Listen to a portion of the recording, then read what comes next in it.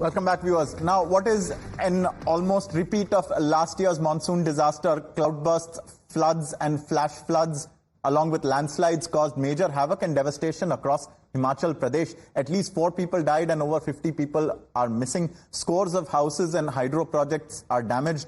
And a number of roads, including the Chandigarh-Manali and Manali-Leh highways, have been blocked. Take a look at this report.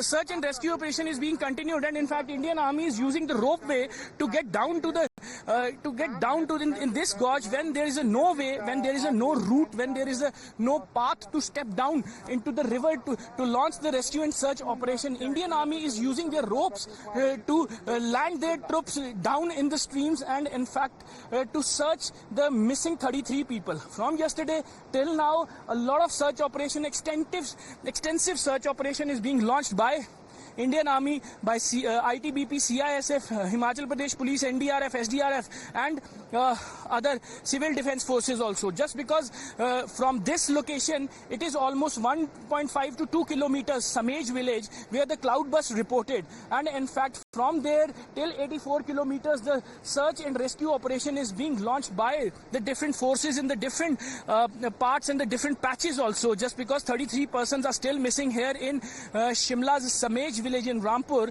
and in fact 2 dead bodies has been recovered so far. But now where there is no way, Indian Army troops are using their ropes to get down into the gorge and to launch the search and rescue operation. So this is how this extensive search is still on day 2. Day 2 is here. The civil administration is taking care of the downstreams. The Indian Army is taking care of the another patches. ITBP, CISF, NDRF, SDRF. They all are on their job at the different locations to search the bodies or to trace the people if they are still alive. So this is how the operation has been continued on day 2, and in fact extensive search is going on at the different locations.